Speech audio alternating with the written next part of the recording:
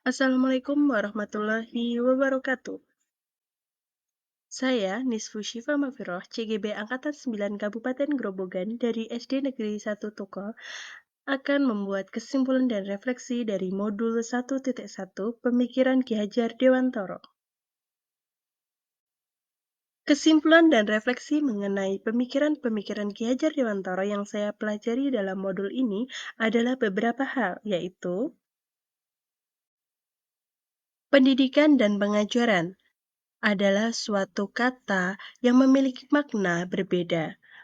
Pendidikan adalah memberi tuntunan terhadap segala kekuatan kodrat yang dimiliki anak, agar ia mampu mencapai keselamatan dan kebahagiaan yang setinggi-tingginya, baik dia sebagai seorang manusia maupun sebagai anggota masyarakat. Sedangkan pengajaran merupakan proses pendidikan dalam memberi ilmu yang berfaedah untuk kecakapan hidup anak secara lahir dan batin. Jadi, menurut Ki Hajar Dewantara, pendidikan dan pengajaran merupakan usaha persiapan dan persediaan untuk segala kepentingan hidup manusia, baik dalam hidup bermasyarakat maupun hidup berbudaya dalam arti yang seluas-luasnya. Kemudian, apa yang saya percaya tentang murid dan pembelajaran di kelas sebelum saya mempelajari modul 1.1? Yang saya percaya tentang murid dan pembelajaran di dalam kelas sebelum saya mempelajari modul 1.1 adalah siswa sebagai objek. Kemudian anak seperti buku kosong dan semua anak itu sama. Kemudian setelah saya mempelajari modul ini, adakah hal yang berubah dari pemikiran dan perilaku saya? Tentu saja ada. Yang berubah dalam pembelajaran di dalam kelas saya, yang pertama tentang student center, di mana seorang guru hanya menuntun dan memfasilitasi siswa dalam kebutuhan belajar. Jadi, siswa sebagai pusat pembelajaran. Kemudian, kita menghamba pada anak. Maksudnya menghamba, kita memprioritaskan bakat alamiah anak dan kemampuan yang anak punya. Yang berkaitan juga kita mempertimbangkan kodrat alam dan kodrat zaman.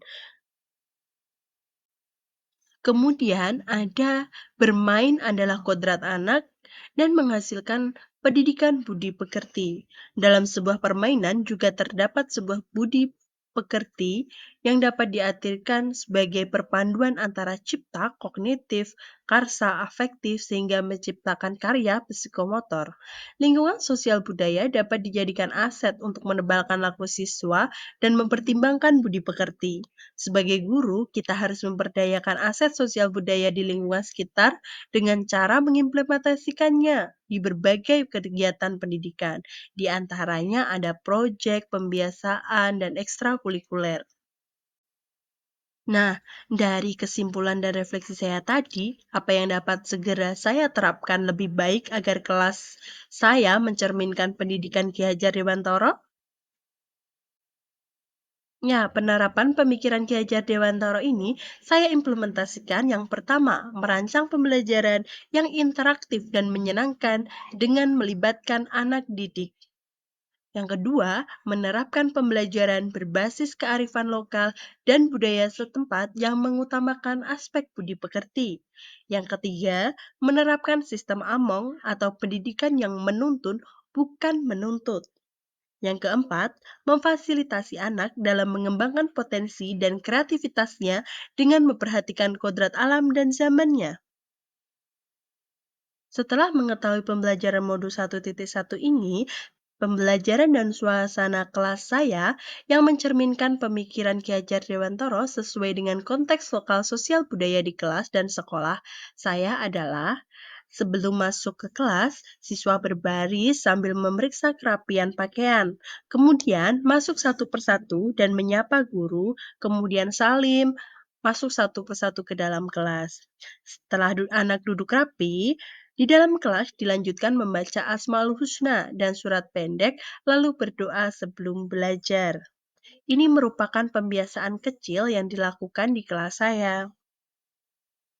Sekian kesimpulan dan refleksi tentang pikiran-pikiran Ki Hajar Dewantara dalam pendidikan. Terima kasih. Salam guru penggerak.